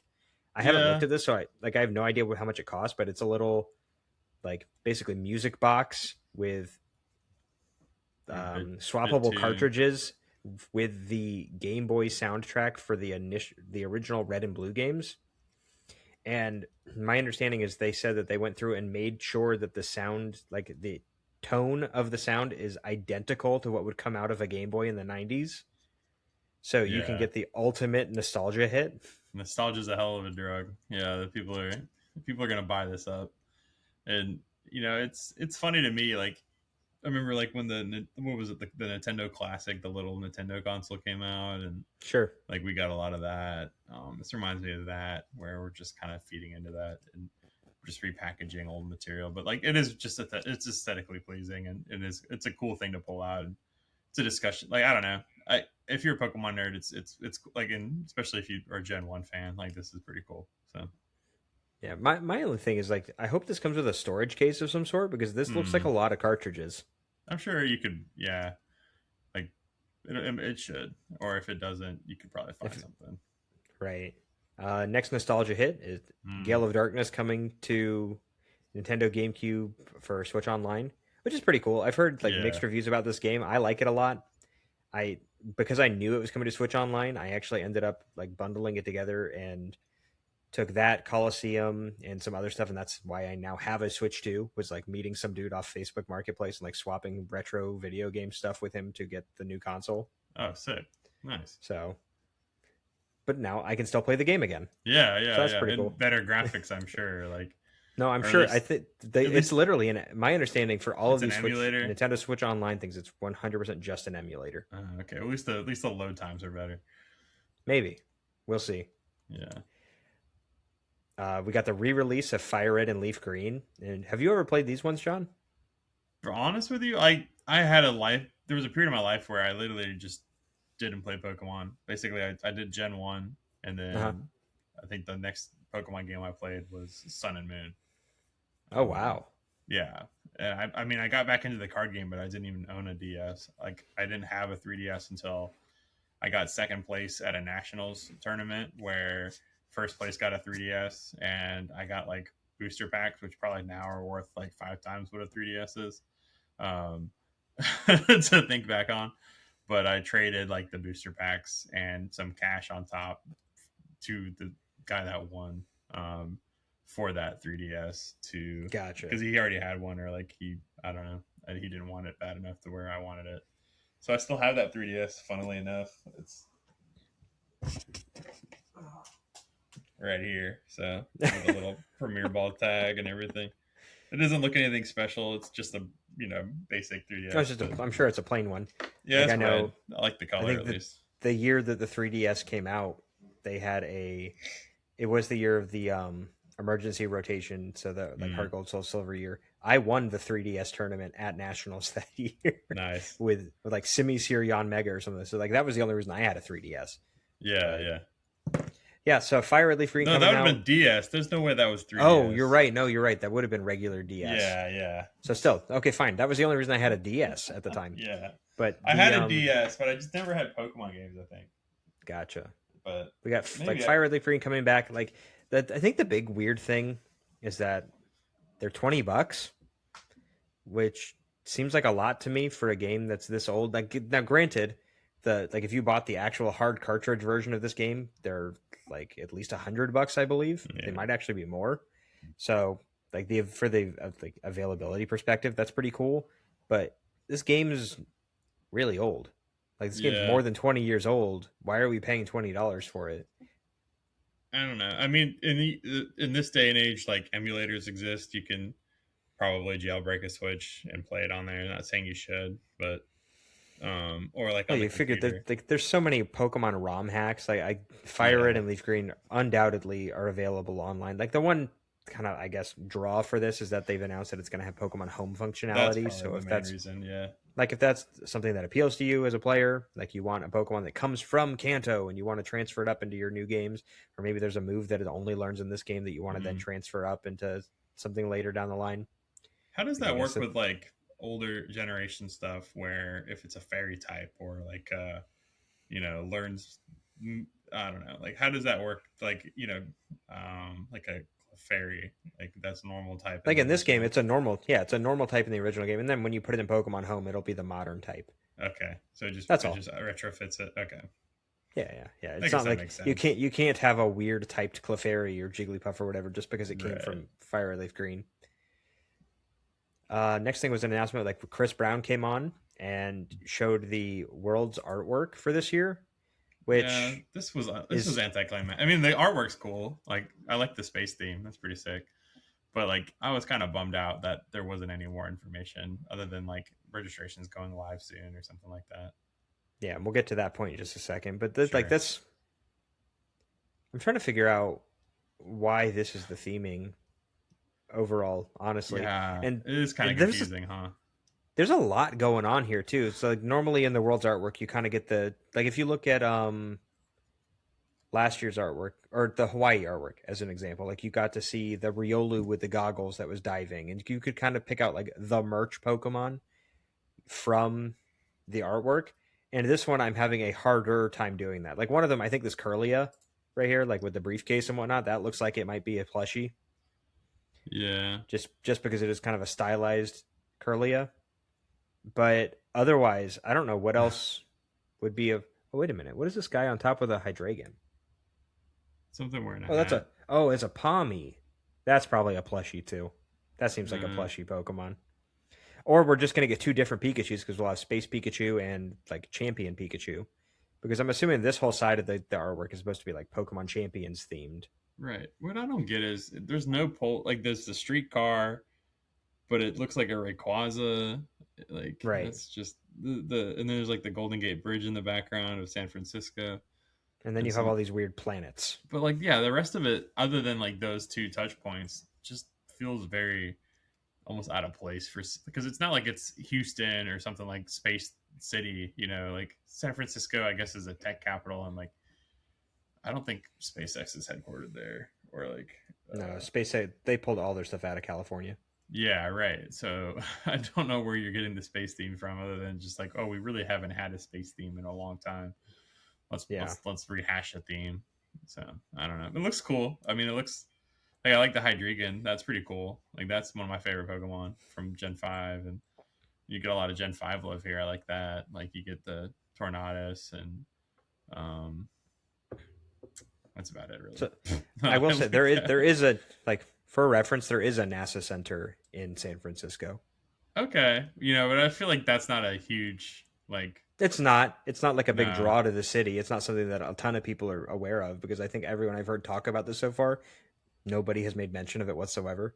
It does Yeah. exist. It is Yeah, there. It's you the only know that Ames. because you work in Nest. So like, Not the point. Not the point. But we yeah, do have different planets. Like I like this one. I like the Numa one a lot just because the planet yeah, looks like a it's fun. Camerupt. Yeah, But and the the rest of Ultra them, Ball I don't ones. know. Yeah. Eh, But yeah. I mean, So that was it's exciting. Yeah, are you planning on going to Worlds this year? Or probably not. probably not. I mean, there depending on how things line up and depending on how much flights are. I know initially we were planning to have a Masters Cup event at Worlds. So Okay. assuming that that is still happening and I can swing things, I will be present for that. But I can't guarantee that I'll be present for everything. And which is awkward because, like you mentioned before, they did also announce that we have Pokemon XP Mm-hmm. finally got its registration thing announced to where they also said now it's a lottery system, which I don't know if we were aware of before. I think that they kind of had made it seem like it was going to be a first come first serve Get your, that's why they had the kind of early bird registration thing that they mentioned initially, Right. and like get your tickets now. And now they're like, hey, I don't know if they dropped the ball or maybe the stuff just wasn't ready, or now that it's like sign up for the interest list and it's going to be more akin to kind of the spectator pass registration that they've had in the past, or like when they had special events at Hawaii and Yokohama, there was a separate lottery system where you had to sign up if you wanted to participate in those things. And it looks like that's what they're doing just to even get a pass to go to Worlds this year as a spectator. So Yeah. that's happening in early April, right? I think is the deadline to sign up for the list is like April 4th or 5th. And that's when they'll also be doing the drawing for getting a pass. Yep. Yep. So, So if you want to get your chance at going into Worlds, definitely try to get that in there. It's I mean, even though we're kind of poo pooing a little bit the theme or whatever, like if you've never been to Worlds or um, have any like, especially with Pokemon XP being a thing, like if you are at all, if you're listening to this podcast, you care about Pokemon, and it's definitely I mean, me and Aaron have been to Worlds even as spectators. I have been to Worlds a couple times as a spectator and once as a competitor, and now once as a judge. It is definitely something I would recommend everybody does as like a bucket list item at least. Definitely make your way out there if you can, even if you get only like a 1 day. It's just such an amazing experience. sure. It's gotten a little bit more crowded, and I'm sure it will be now more than ever. Especially the Pokemon Center kind of feels, Yeah. I don't know, kind of feels a little less exciting. It's more just scalpers trying to extract as much value from something as possible, which is Right. lame. Although they've tentatively fixed that this year, Okay, because my understanding is the only way to get a pass into the Pokemon Center is if you also have a Pokemon XP pass. so that's good. So that'll limit theoretically scalping to an extent, some degree, or maybe the scalping will just shift hands and it'll be, players doing the scalping instead, which, you know, is what Worlds used to be before there was much more public involvement. Yeah, But, before we had a Worlds that store, yeah, you just had especially kids. like post COVID, Worlds has become like a spectacle event and more so just kind of a Pokemon convention rather than just being focused on the competitive events that are happening there. And like John said, even if you can only get a 1 day pass, it's definitely something that's worth doing at least once. And if you can only get a 1 day pass, my advice would be to go on Sunday. Like Yeah. go on Sunday, pay for the arena pass, go into the Chase Center, Oh see yeah, whatever they set up for the dude, that's finals, gonna be and amazing for sure. stay there for as long as you can. Like that was the highlight of Worlds last year for me, was going in and seeing the stage that they had set up on Sunday. That was amazing. Yeah, I got. I mean, I'm not gonna say I was unfortunate because I was still fortunate to work the event, but because I was doing side events all day, I didn't get to go into the venue. But like just seeing it on the TV alone, like with the orchestra and the light up floor and the whole, just it was like the freaking Olympics, man. It was insane. Like the amount of like planning and just it felt like Pokemon has arrived, like that kind of Yeah, just yeah, like we've reached a point now where it's a cultural event, which is crazy. Like I could see a world where it's like televised on ESPN or like on like a national TV at some point if it gets like I mean yeah. If it gets it's big not a enough, like it's they at the picked. Chase Center, like it's not like they have plenty of sporting events all over the world. So like yeah, I could see a world where Pokemon markets it enough to where somebody Listen, wants to pick that up, if they can put cornhole on ESPN, I right? think that Pokemon could end up there too. I mean, they used to be like the first World Championships was on GameSpot, and like there was like G4 Whoa, back in whoa, the whoa! day Not where. not the first World Championship. Okay, sorry, Let's sorry, sorry. The first televised, like the first recorded one was on GameSpot, like the yes, first yes. They did broadcasted one, not the they did first the World Champion. It was finals 2011, 2010. It was 20. 2010. Sorry, you're No, right. sorry, no. You're right. It was 2012, and it was the year. The funny thing was, they got people that had knew nothing about the Pokemon Yep. card game to cast that event, and one of the guys casting continued to announce Darkrai's attack as Dark Spear for the entire cast, despite being corrected multiple times. Night Sphere. Yeah, yeah, yeah. Yeah, so That that was was that fun. was that's a different we've arrived moment. Like Sure. where just to show like yeah how nowadays like Pokemon trains all its casters to how to pronounce Rayquaza and Oh yeah, all like that kind of you have stuff. to say things. You have to like everything gets buttoned You up for get that. coached, yeah. Like what's another like I always thought it was Reuniculus, but have since learned from Ranunculus. Chip that it's Reuniculus, Oof. which That's I'm like that does that's not roll off the tongue. That no. sounds terrible, and I do not Yeah. want to hear that anymore. So hopefully one of those does not become legal anytime, or not legal, but playable anytime Right. soon. I wonder if there's anybody at like the Pokemon card design team that's like they want to make sure that only the easy to pronounce Pokemon are playable. that's, Maybe. Yeah. I think there's that's definitely why something about marketing probably gets to say so. It's like what'll that's make why the coolest Gardevoir and card. Gengar are always good, Yeah. or at least semi-playable. That's why we don't have Conkeldurr and all that being taught to. Sure. I don't know. Next up, they did a little blurb for the like an addition to the Legend ZA DLC, and we got to see Mega Garchomp Z. Hmm. I know That nothing looks about cool. this Pokemon. I have not seen it yet. It looks kind of like the baby of Mega Garchomp and Mega Aerodactyl, Yeah. A little bit. just like all the spikes and Make a everything. But Salamence a little bit with the wings. yeah, yeah, it's kind of like the just not homunculus isn't the word that I'm looking for, Yeah. but Amalgamation. the chimera. That's what it is. Like the Chimera. chimera Pokemon, which I don't know, pretty neat though. So Yeah. at some point I'll get to that. This was a little bit more interesting, and it comes Yeah. at an It's interesting time. I know a way lot of more people are than I excited thought. about this. Yeah. A lot of people are really excited about this game just because it's kind of initially I thought that it was Pokemon meets Animal Crossing. Instead, what I've heard from other, like people that play these types of games, because I've never been an Animal Crossing person, but I've heard that it's more akin to a game called Viva Pinata, which is also something that I've Oh, never played. okay. So I don't really fully understand the reference or comparison. But from what I've seen now, this game's like reviews have been going out for this game, and it is the highest rated Pokemon video game ever. That's awesome. So Yeah. So that might make me get a Switch too, to be I honest might with you. I might pick it up, and Yeah. for other reasons we'll see later. Like this is the big Pokemon game for this year. Right. Which is crazy. Like But like they're not releasing anything else later in the no, year. yeah. So if you want this, like get a Switch 2 at some point this year and sink some hours into Pokopia. And they made it look almost like Minecraft at points where you're like doing Sure. like open world exploration and building, and you can like make a server or like make a village to like an island together with other people and like make giant Hmm. like they showed like a giant Ditto statue or something like that at Right. where it was interactive and you could change aspects of it and all that kind of stuff and play with a partner. It was like really cool, man. Like I don't know, like I never knew I needed this, but now I feel like I definitely need it. Well, people like cozy games as a Oh, whole. I loved Animal Crossing, and it got me through the pandemic. And like, yeah, stuff like this where you're just, you're not really.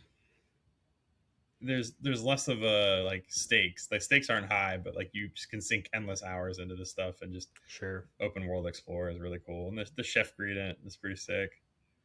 Yeah, there was the Boombox Rotom form that they Yeah, showed yeah, too. that's cool. So I'm sure. I wonder if they'll actually come to. Or there was a special Tangrowth too. They said it was like Professor Tangrowth. Yeah, So I'm like, I wonder, like, are those gonna become DJ cards at some Rotom. point? Yeah, We I get hope like so. DJ It'd be great. DJ I would Rotom love to get a EX. Pokopia set with like the artwork and everything, like the weirdo looking human Ditto. Yeah.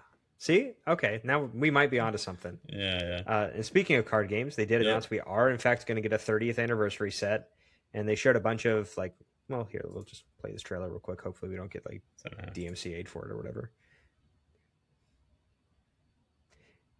But they go through and they show a bunch of old kind of marquee cards. We get the base set Pikachu, we get base set Charizard again for some reason, and that's where we see what do we get? I think Crystal Lugia, Palkia level X, Uxie from Oopsie. Legends Awaken. Yep. We get a legend Warcry card. Chris. Oh, I was so hyped when I saw this. Oh my gosh. And Uh, Genesect and yeah, Solgaleo Solgaleo, which GX. was cool. It was Chinese too. Did you notice that? Yeah, that was They another gave thing I some didn't love to like. We didn't Chinese. mention earlier. The Charizard, the basic Charizard that they had was German too, and Oh, the nice. kind of big announcement for like this is Japanese Raikou, or that might be Korean. It's kind of hard to tell with this resolution. Yeah. No, this one's Korean for sure. So like a Korean Zacian. I'm actually not sure what language this Might be Pikachu's Ekron Thai. tag team is. Maybe. So just all these different languages for cards, cards from all different eras, and then we get the announcement of whatever the heck this is with the Mew Future and Mewtwo, awaits. with these like Metal almost, and yeah, Dragon, and then like metallic with all the energy symbols going on behind them, and the big announcement that this set will be released this year simultaneously worldwide, which is pretty cool. Like that's something we haven't gotten before, and I would really hope that it indicates that we might be on track to simultaneous worldwide releases for everything in the future. I don't buy it. I want to. I really do, Aaron. But I was A talking man about it can with my dream. brother, where A I'm just man like, can okay, dream. so we're just gonna have a 4 month period in Japan where like nothing gets released. Like that's not happening. Well, it's they don't even have to do that though. They would just as much as it would suck, they would either have to accelerate our release schedule or we would Yeah. have to get these weird amalgamation sets where we have like extra cards shoved into sets for a short amount of time until we catch up. Oh Or yeah, they like could China has where or they they're could well yeah. no, hold on a second. They don't even have to just have 4 months where nothing comes out in Japan. They just have to slowly release things a little bit slower for some short amount of time, and so they slow down the release cadence in Japan until everyone else catches up. Not just like a giant 4 month gap, but instead of having something that comes out every month, they have something comes out. They wait 8 weeks instead of 6 weeks, and then they do that again for a number of sets. And eventually, we get to a point where everybody's releasing everything at the same time, and then everyone's happy. Hmm. Maybe, maybe. No, I'm just looking at okay, yeah. So that set will be specifically. We know that much, Yeah, but other than that, correct, we don't know correct. anything Other else. than that, it's probably not going to happen. I'm gonna Yeah, keep yeah. asking for it, but it probably won't happen. We got a weird the I don't know how I felt about this Pokemon Champions trailer. Like the people, Yeah, like it felt this guy in particular, like that was screaming at the little girl across the stadium from him. That was just yeah. odd. It was a little campy, like a little like professional wrestling, and Right. a little like smile at the camera that I'm having a great time. It's like that kind of corny, like, but Yeah. the product itself looked good. It looked Fine. broken. Like the fact that I was watching because I started watching it on Twitch and then it crashed on Twitch. So I moved over to Wolf Glick's co-stream of it. And Okay. I was cool hearing him like talk about it because he's like, oh, he broke it down. Like, okay, so they're basically like having all the same mechanics from all the generations. It's like a mashup of literally like Z moves, Gigantamax, Terra Pokemon, like everything's going to be in this at the same time. So it's just going to blow, And I was asking like judges at Judge VG, what is this going to look like when you guys have to judge it? And they're like, we don't know. Like, Well, it's they'll probably have those like they have the rotating regulations where they kind of have like a ban list for sure. Pokemon. They'll probably have different things where different mechanics are legal at whatever time too, right? Yeah, there'll be a format and like, you can only play with certain like legendary, certain moves. But like, I think, and it's coming out originally, it'll only be on Switch and Switch 2 Yes. Yeah, for in eight, and then March eventually it comes to or April. it says April. April right here, and So then next it'll month. come to mobile sometime later. Yep. So that's exciting. Are you planning on playing any champions? I mean, are you gonna Yeah, I mean, download I'll it? download it. It's Yeah. free. Like I'll Yeah. give it a fair shake. And the fact that if it's easier, I think that the video game is interesting to where I've done some like rental team VGC stuff every once in a while, like when a new game comes out or a new regulation starts, and I'm like, cool, I can go try this out before everyone's kind of optimized everything, and I'm just out of my depth because I have no idea what any of these guys do and how they match up into each other and what's going on. Hmm. Um, and if that's something that I could potentially just do on offhand, just every once in a while, without having to go catch the Pokemon and whatnot, sure, yeah, why not? Yeah. I mean, I'm interested to see like the like team development mechanic. If it's Sure. like how do you raise your team? How do you make sure like is it just like kind of like a customizable car in a video game or something like a racing video game where you're just able to just bolt on whatever and change the stats as is, or do you have to like I don't know grind and spend a lot of hours to do it? That'll be interesting to see. Like, or even worse would be like a freaking gotcha system where you have to spend money to like No, if it's unlock a gotcha game, I'm not playing it. But like like freaking NBA 2K where you have to like open packs to get certain players and get like specific players to buy that. nope. Like that would suck. Hopefully it's not Nope, that. That would really just kill the competitive, like for all sure. the. I don't know. I mean, you could transfer stuff from Pokemon Home, so it wouldn't be the end of the world. But Yeah, yeah, I yeah, don't know. yeah. We're speculating a lot. Sure. And then the last big announcement was Gen 10. Yep. So we got Pokemon Winds and Waves, Great and way to I'll be end it. honest with you, I think the environments in this game look really good Oh, it's in the trailer, beautiful. It's like it especially when you looks. compare it to Scarlet and Violet, right? Yeah, And it's just like night and day better. yeah. Just It looks like a PC game. Like it looks like maybe like a PC game 5 years ago, truthfully, but still like sure, compared to like what we've been expecting with Scarlet and Violet. Like the water looks real and right. actually appealing to look at. But then The like the environments, Pokemon and yeah, people still look like Pokemon and people. They're not yep. like hyper realistic. Like we're not getting Detective Pikachu type graphics for the Pokemon. Oh my gosh. Like they still look like they have the kind of Pokemon stylization, the cartooniness to them. And I think that it looks pretty good. Like the people still like these still look like Pokemon people to me. They don't look like we dropped Ryan Reynolds into the game and put a hat on Yeah. him. I started watching Detective Pikachu on the plane back from Seattle, and I literally got through 15 minutes of it, and I'm like, I don't think I can watch Ryan Reynolds anymore. Like, I just got tired of it, man. There's one scene in that movie that I absolutely love, and it's when they're interrogating the Mr. Mime. Hmm. I don't remember at what point it is in the movie, but it is so funny to me. That Yeah. I There's don't know. It times, I just mean, gets me. if I wasn't, like, I ended up watching something else, but, like, it was okay. It was just like I don't know, man. I can't do Ryan Reynolds for like an hour. Like, that's just where I'm at. That's just me. That's a me problem. No, that's fair. That's fair. And So then, we saw yeah, the people. Yeah, we got the new Pokemon as the true well. stars of the And show. my, I'll be honest with you, my gut reaction when these three first popped up on screen was because I saw this guy in particular first, and I know Mm, you have some fondness for him, and we'll talk about uh, him in a second. But okay. I looked at this Pokemon and I said, "That's not a Pokemon." Okay. Was my first reaction to him, and so just looking at the three of them, we have Brout, The the bean Bean chick Chick Pokemon, Pokemon. aka Mr. Angry Bird, Oh, yes. Pombon, the puppy Pokemon, which is undoubtedly the best one, and no one can convince me otherwise, and Gekwa, the water gecko Pokemon. And there's been some kind of interesting talk for these. One, this is an Angry Bird. A lot of people kind of share the sentiment. It's mostly like he's got the head, he's got the same kind of hair tuft as the red Yeah. Angry Bird too. And then a lot of people were mad that we got another like water lizard when we just got Sobble, like not that Yeah. Yeah. long ago. And But Greninja, like, with. Um, right, but what are you really gonna do, right? Like you need an aquatic Pokemon yeah. How many. eventually. Like, And, we're like, far enough in, it's a gecko versus a lizard versus a newt versus right, like it was like, a gecko versus a chameleon versus a frog. Like these are all amphibious creatures. They're different things, and they just happen to be somewhat related to each other. Like we've had fire dogs before. Like Growlithe exists. Now there's yeah. a giant time gap between Gen 1 and now, but we also had Houndoom. But there's been a couple of fire dogs, but there's never been a Pomeranian. So here we Ah, go. there you go. But And I'm not sure. Do you know what bird Brout is supposed to be? it says chick, so I'm thinking like either You think it's a chicken?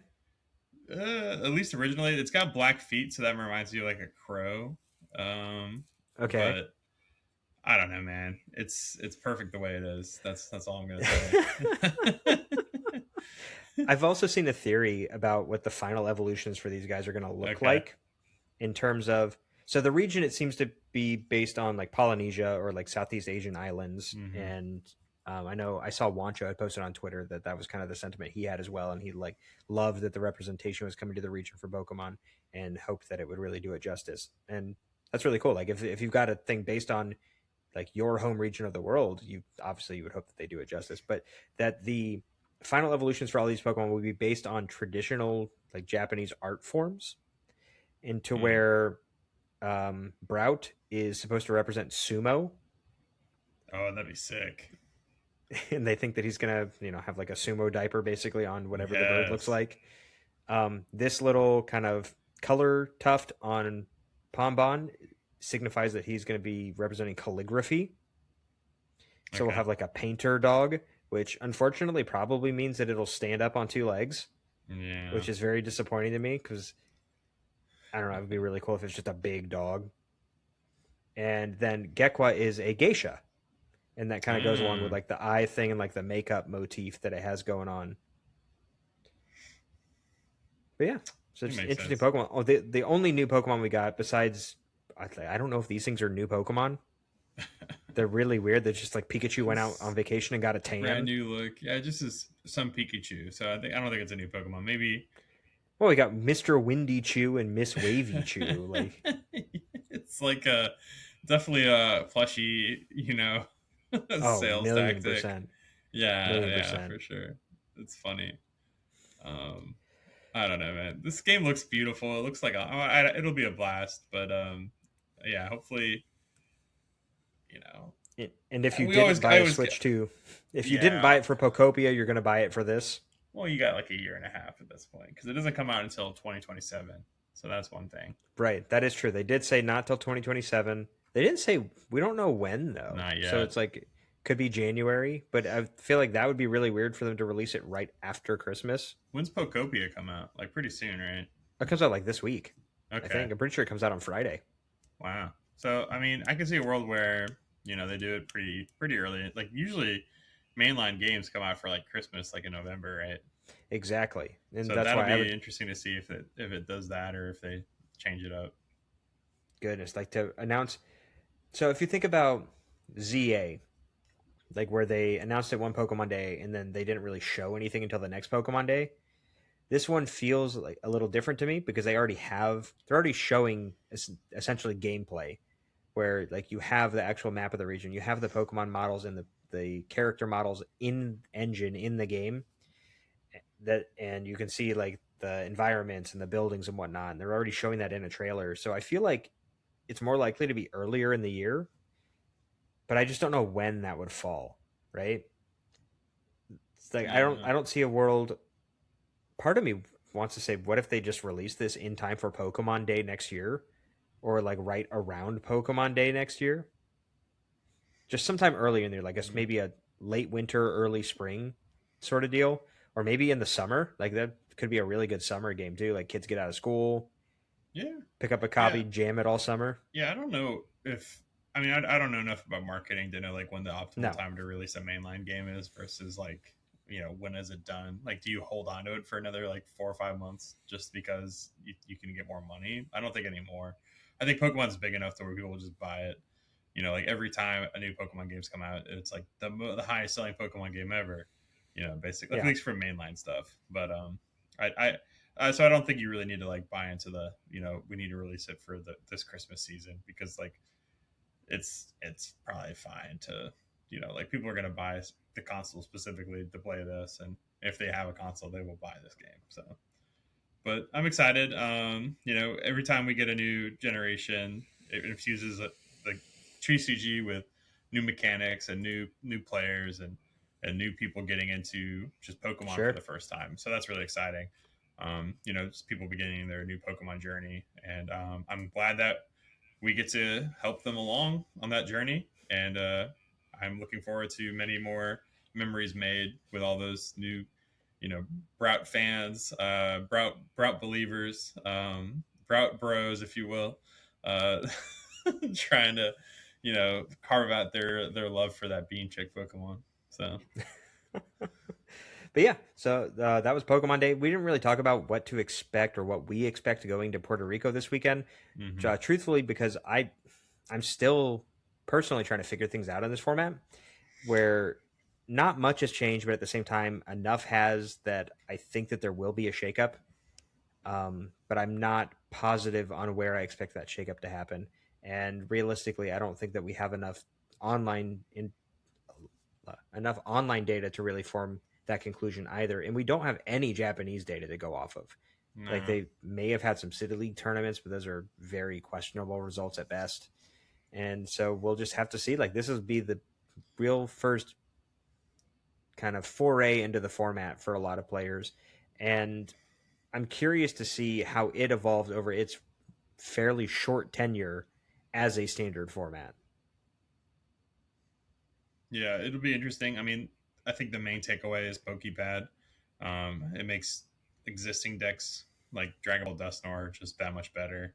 And then also gives new legs to some older concepts that had some trouble with searching, like Marnie's Grimmsnarl and with Charizard decks. Like the whole Terra Box deck gets a buff because now you don't have to play an Ultra Ball to get your Noctowl. You can play a Pokepad and combo that much better. So you just it's such a broken card. Like the fact that you don't have to discard anything to get any Pokemon that's not a rule box Pokemon. Like great card. So I think that's my main takeaway from my testing so far is just like how much more consistent this format feels compared even to Pokemon tournaments without Pokepad. Like weirdly enough, like it Sure. just makes decks like you play more games. Like you're able to play a full game as opposed to bricking. Like when you have more outs to the Pokemon you need to get out into play and all that kind of stuff, it just makes decks better. But I don't know. Have you any main takeaways before we get off for the night? Any insights into the new format that you've been sensing or seeing in your testing? No, I just like Zoroark is on the rise, which I think will and has tools now to combat Absol. So I think Absol will take a hit here. I also think Gardevoir will take a hit as a result, and I think that Goldango will lose some win percentage into the deck. So Zoroark seems like a really big winner in my mind from this. And I know a lot of other people felt that way too. That's why a lot of people were planning to play into EUIC when they initially thought Ascended Heroes was going to be legal. But we'll have to see if that holds up and if that holds true. And John and I will be back hopefully next week to cover those results as we head into Houston very shortly after. So Yeah, if you want to follow the show, make sure to look us up on socials that you can find in the description of this episode. If you're over on YouTube, drop a sub, please. Drop a like, drop a comment, help other people find the show. If you're on Spotify or some other podcasting platform, ratings and reviews will do just the same for the show. And we would love to hear from you. So with that said, from John and myself, we will see you guys next time on The Battle Frontier. have a good week.